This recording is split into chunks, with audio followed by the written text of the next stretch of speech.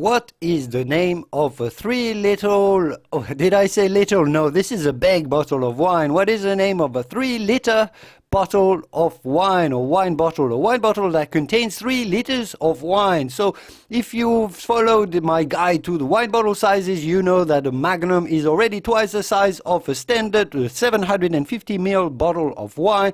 So the name of 3 liters, which is going to be twice the size of a Magnum, is obviously a double Magnum. So twice the size of a Magnum, that is already twice the size of a standard bottle of wine, so 3 liters of wine.